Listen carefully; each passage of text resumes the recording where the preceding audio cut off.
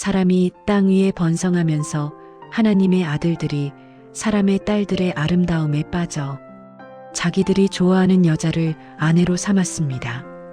하나님이 주신 돕는 배필의 목적이 여인의 미를 기준으로 변질되었습니다.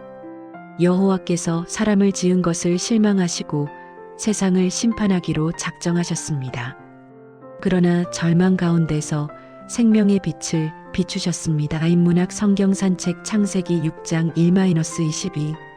그 생명의 빛이 무엇인가요? 1. 죄악이 가득한 세상에 여호와께서 노아에게 은혜를 베푸신 것입니다. 창세기 6장 1-10.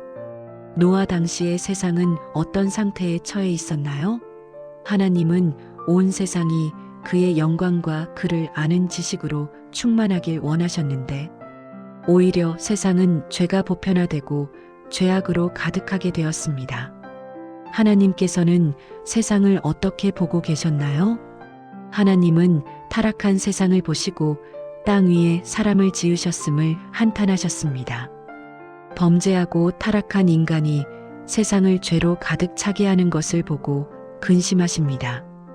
하나님께서는 세상을 어떻게 하려고 하시나요?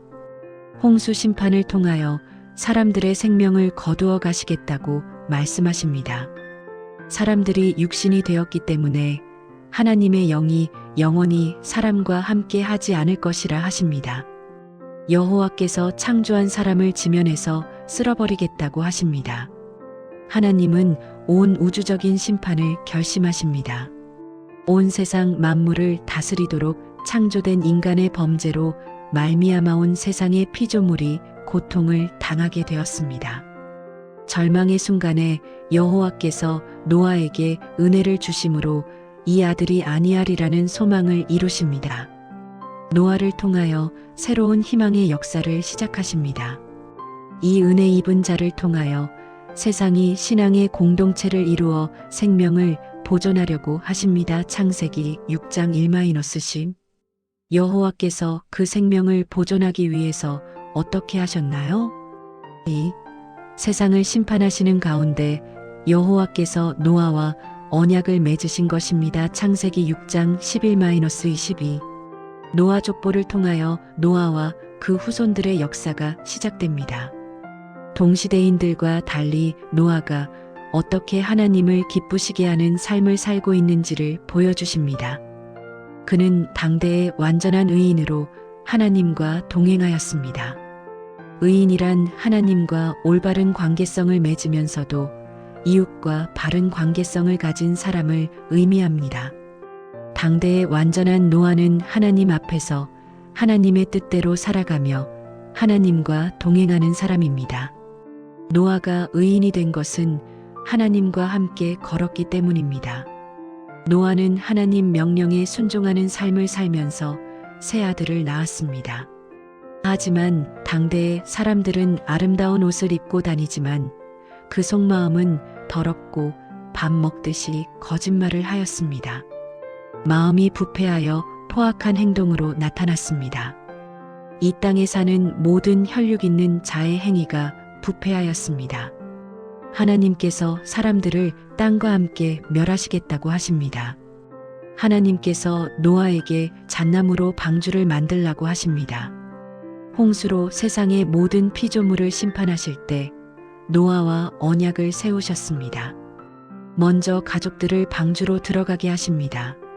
모든 생물을 암수 한 쌍씩 들어가게 하여 생명을 보존하게 하십니다. 노아는 하나님의 말씀에 절대적으로 순종하여 방주를 만들었습니다. 사람들의 조롱과 비웃음 속에서도 자기에게 명령하신 대로 다 준행하였습니다. 노아는 현실보다도 하나님의 말씀을 더 믿었습니다. 노아는 믿음으로 보이지 않는 일에 경고하심을 받아 경외함으로 방주를 준비하여 그 집을 구원하였습니다. 이로 말미암아 세상을 정죄하고 믿음을 따르는 의의 상속자가 되었습니다. 117. 보이는 현실 속에서 보이지 않는 언약을 믿는 것이 믿음입니다. 창세기 6장 11-22. 절망 가운데 비추어진 생명의 빛이 무엇인가요? 죄악이 가득한 세상에 여호와께서 노아에게 은혜를 베푸신 것입니다. 세상을 심판하시는 가운데 여호와께서 노아와 언약을 맺으신 것입니다. 오늘 우리는 죄악으로 가득한 세상에서 하나님의 은혜를 입고 생명을 얻은 존재들입니다. 믿음으로 영원한 생명의 구원의 언약을 믿고 나아가는 믿음의 용사들입니다. 인문학 성경 산책. 창세기 6장 1-22